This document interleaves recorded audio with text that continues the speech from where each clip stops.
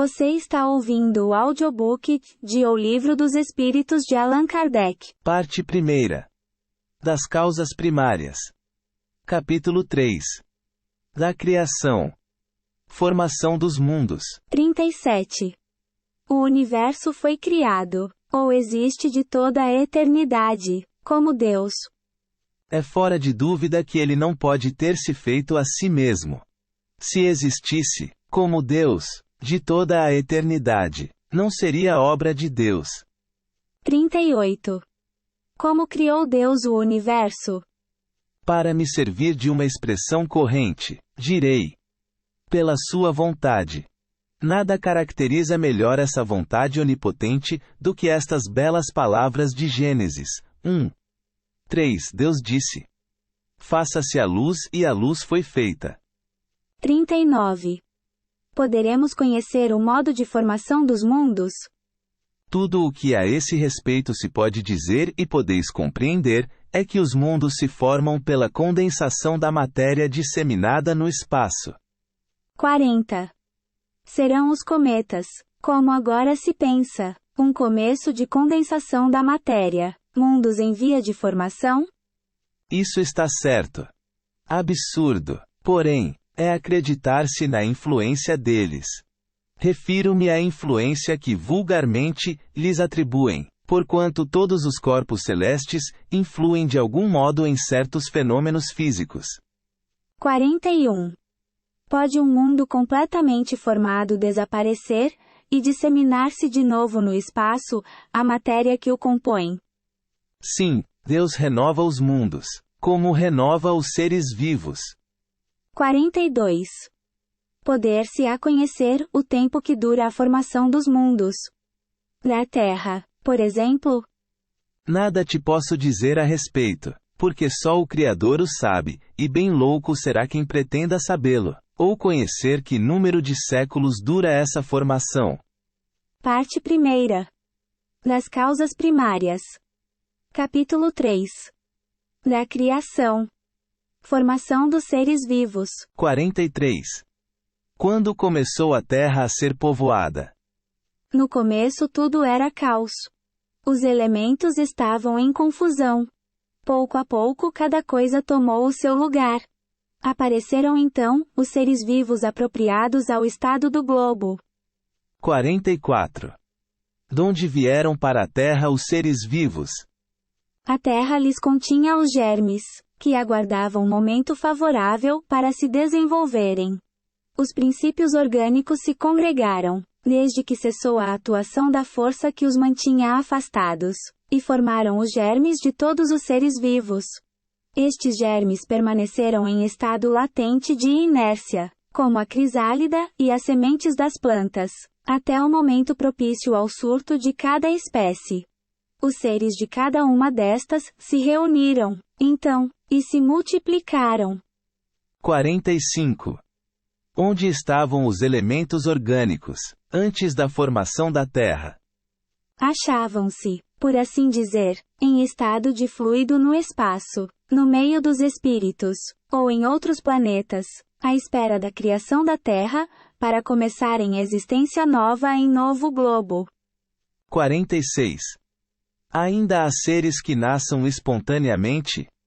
Sim, mas o germe primitivo já existia em estado latente. Sois todos os dias testemunhas desse fenômeno. Os tecidos do corpo humano e dos animais não encerram os germes de uma multidão de vermes que só esperam, para desabrochar, a fermentação putrida que lhes é necessária à existência. É um mundo minúsculo que dormita e se cria. 47. A espécie humana se encontrava entre os elementos orgânicos contidos no globo terrestre? Sim, e veio a seu tempo. Foi o que deu lugar a que se dissesse que o homem se formou do limo da terra. 48. Poderemos conhecer a época do aparecimento do homem e dos outros seres vivos na Terra? Não. Todos os vossos cálculos são quiméricos. 49. Se o germe da espécie humana se encontrava entre os elementos orgânicos do globo, por que não se formam espontaneamente homens, Como na origem dos tempos. O princípio das coisas está nos segredos de Deus. Entretanto, pode dizer-se que os homens, uma vez espalhados pela terra, absorveram em si mesmos os elementos necessários à sua própria formação, para os transmitir segundo as leis da reprodução. O mesmo se deu com as diferentes espécies de seres vivos. Parte 1. Das causas primárias. Capítulo 3. Da criação. Povoamento da terra. Adão. 50. A espécie humana começou por um único homem? Não. Aquele a quem chamais Adão não foi o primeiro, nem o único a povoar a terra. 51. Poderemos saber em que época viveu Adão? Mais ou menos na que lhe assinais. Cerca de 4.000 anos antes do Cristo. Parte 1. Das causas primárias. Capítulo 3. Da criação. Diversidade das raças humanas. 52. Donde provém as diferenças físicas e morais que distinguem as raças humanas na Terra? Do clima, da vida e dos costumes. Dá-se aí o que se dá com dois filhos de uma mesma mãe, que, educados longe um do outro e de modos diferentes, em nada se assemelharão, quanto ao moral. 53. O homem surgiu em muitos pontos do globo? Sim, e em épocas várias, o que também constitui uma das causas da diversidade das raças. Depois, dispersando-se os homens por climas diversos, e aliando-se os de uma aos de outras raças, novos tipos se formaram. Estas diferenças constituem espécies distintas. Certamente que não. Todos são da mesma família. Porventura as múltiplas variedades de um mesmo fruto, são motivo para que elas deixem de formar uma só espécie. 54. Pelo fato de não proceder de um só indivíduo, a espécie humana, devem os homens deixar de considerar-se irmãos? Todos os homens são irmãos em Deus, porque são animados pelo Espírito, e tendem para o mesmo fim. Estais sempre inclinados a tomar as palavras, na sua significação literal. Parte 1.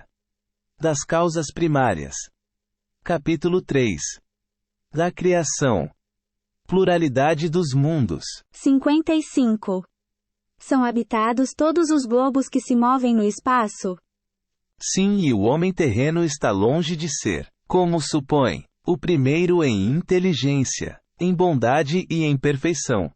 Entretanto, há homens que se têm por espíritos muito fortes, e que imaginam pertencer a este pequenino globo, o privilégio de conter seres racionais. Orgulho e vaidade. Julgam que só para eles criou Deus o universo. 56.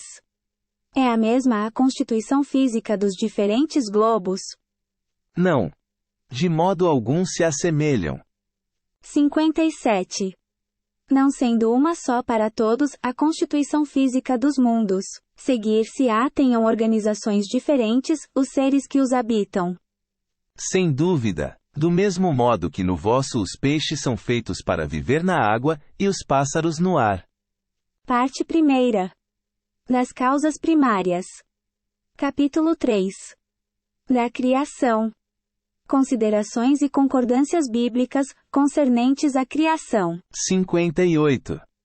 Os mundos mais afastados do Sol, estarão privados de luz e calor, por motivo de esse astro se lhes mostrar apenas com a aparência de uma estrela. Pensais então que não há outras fontes de luz e calor, além do Sol, e em nenhuma conta tendes a eletricidade que, em certos mundos, desempenha um papel que desconheceis e bem mais importante, do que o que lhe cabe desempenhar na Terra? Demais, não dissemos que todos os seres são feitos da mesma matéria que vós outros, e com órgãos de conformação idêntica à dos vossos. 59. Considerações e concordâncias bíblicas, concernentes à criação, os povos hão formado ideias muito divergentes acerca da criação, de acordo com as luzes que possuíam. Apoiada na ciência, a razão reconheceu a inverossimilhança de algumas dessas teorias. Aqui os espíritos apresentam confirma a opinião de há muito partilhada pelos homens mais esclarecidos. A objeção que se lhe pode fazer é a de estar em contradição com o texto dos livros sagrados. Mas um exame sério mostrará que essa contradição é mais aparente do que real, e que decorre da interpretação dada ao que muitas vezes só tinha sentido alegórico.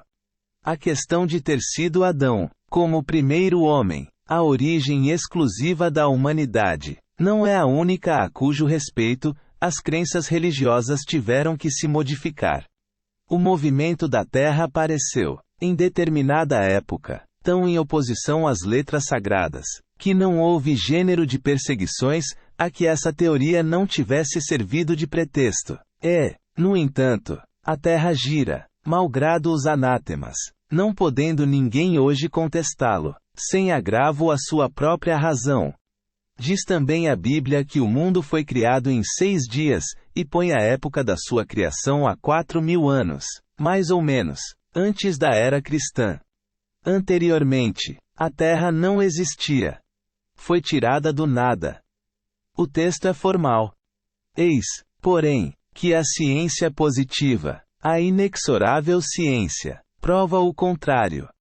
A história da formação do globo terráqueo está escrita em caracteres irrecusáveis no mundo fóssil, achando-se provado que os 6 dias da criação indicam outros tantos períodos, cada um de, talvez, muitas centenas de milhares de anos. Isto não é um sistema, uma doutrina, uma opinião isolada. É um fato tão certo como o do movimento da Terra, e que a teologia não pode negar-se a admitir. O que demonstra evidentemente o erro em que se está sujeito a cair, tomando ao pé da letra expressões de uma linguagem frequentemente figurada. Dever-se-á daí concluir que a Bíblia é um erro? Não. A conclusão a tirar-se é que os homens se equivocaram ao interpretá-la. Escavando os arquivos da Terra, a ciência descobriu em que ordem os seres vivos lhe apareceram na superfície. Ordem que está de acordo com o que diz em Gênesis, havendo apenas a notar-se a diferença de que essa obra, em vez de executada milagrosamente por Deus em algumas horas, se realizou, sempre pela sua vontade, mas conforme a lei das forças da natureza, em alguns milhões de anos. Ficou sendo Deus, por isso, menor e menos poderoso. Perdeu em sublimidade a sua obra, por não ter o prestígio da instantaneidade. Indubitavelmente, não. Fora mister fazer-se da divindade bem mesquinha ideia, para se não reconhecer a sua onipotência nas leis eternas que ela estabeleceu para regerem os mundos. A ciência, longe de apoucar a obra divina, nola mostra sob aspecto mais grandioso e mais acorde com as noções que temos do poder e da majestade de Deus, pela razão mesma de ela se haver efetuado sem derrogação das leis da natureza. De acordo, neste ponto, com Moisés, a ciência coloca o homem em último lugar na ordem da criação dos seres vivos. Moisés, porém, indica, como o do dilúvio universal, o ano 16.547 da formação do mundo, ao passo que a geologia nos aponta o grande cataclismo como anterior ao aparecimento do homem, atendendo a que, até hoje, não se encontrou, nas camadas primitivas, traço algum de sua presença, nem da dos animais de igual categoria, do ponto de vista físico. Contudo, nada prova que isso seja impossível. Muitas descobertas já fizeram surgir dúvidas a tal respeito. Pode dar-se que, de um momento para outro, se adquira a certeza material da anterioridade da raça humana, e então se reconhecerá que, a esse propósito, como a tantos outros, o texto bíblico encerra uma figura. A questão está em saber se o cataclismo geológico é o mesmo a que assistiu Noé. Ora, o tempo necessário à formação das camadas fósseis não permite confundi-los e, desde que se achem vestígios da existência do homem antes da grande catástrofe, provado ficará, ou que Adão não foi o primeiro homem, ou que a sua criação se perde na noite dos tempos. Contra a evidência, não há raciocínios possíveis. Forçoso será aceitar-se esse fato, como se aceitaram o do movimento da Terra e os 6 períodos da criação. A existência do homem antes do dilúvio geológico ainda é, com efeito, hipotética. Eis aqui, porém, alguma coisa que o é menos. Admitindo-se que o homem tenha aparecido pela primeira vez na Terra 4.000 anos antes do Cristo, e que, 650 anos mais tarde, toda a raça humana foi destruída, com exceção de uma só família. Resulta que o povoamento da Terra data apenas de Noé, ou seja, de 350 anos antes da nossa era. Ora, quando os hebreus emigraram para o Egito, por volta de 1700 a.C., encontraram esse país muito povoado e já bastante adiantado em civilização. A história prova que, nessa época, as Índias e outros países também estavam florescentes, sem mesmo se ter em conta a cronologia de certos povos, que remonta a uma época muito mais afastada. Teria sido preciso, nesse caso, que de 2300 a 1700 a.C., isto é, num espaço de 600 anos, não somente a posteridade de um único homem houvesse podido povoar todos os imensos países então conhecidos, suposto que os outros não o fossem, mas também que, nesse curto lapso de tempo, a espécie humana houvesse podido elevar-se da ignorância absoluta do estado primitivo ao mais alto grau de desenvolvimento intelectual, o que é contrário a todas as leis antropológicas. A diversidade das raças corrobora, igualmente, esta opinião. O clima e os costumes produzem, é certo, modificações no caráter físico. Sabe-se, porém, até onde pode ir a influência dessas causas. Entretanto, o exame fisiológico demonstra haver, entre certas raças, diferenças constitucionais mais profundas do que as que o clima é capaz de determinar. O cruzamento das raças dá origem aos tipos intermediários. Ele tende a apagar os caracteres extremos, mas não os cria. Apenas produz variedades. Ora, para que tenha havido cruzamento de raças, preciso era que houvesse raças distintas. Como, porém, se explicará a existência delas, atribuindo-se-lhes uma origem comum e, sobretudo, tão pouco afastada? Como se há de admitir que, em poucos séculos, alguns descendentes de Noé se tenham transformado, ao ponto de produzirem a raça etíope, por exemplo? Tão pouco admissível é semelhante metamorfose, quanto a hipótese de uma origem comum, para o lobo e o cordeiro, para o elefante e o pulgão, para o pássaro e o peixe. Ainda uma vez, nada pode prevalecer contra a evidência dos fatos. Tudo, ao invés, se explica, admitindo-se que a existência do homem é anterior à época em que vulgarmente se pretende que ela começou. Que diversas são as origens. Que Adão, vivendo há 6.000 anos, tenha povoado uma região ainda desabitada. Que o dilúvio de Noé foi uma catástrofe parcial, confundida com o cataclismo geológico. E atentando-se, finalmente, na forma alegórica, peculiar ao estilo oriental, forma com que deparamos nos livros sagrados de todos os povos. Isto faz ver quanto é prudente não lançar levianamente a pecha de falsas, as doutrinas que podem, cedo ou tarde, como tantas outras, desmentir os que as combatem. As ideias religiosas, longe de perderem alguma coisa, se engrandecem, caminhando de par com a ciência. Esse é o meio único de não apresentarem lado vulnerável ao ceticismo. Ponto.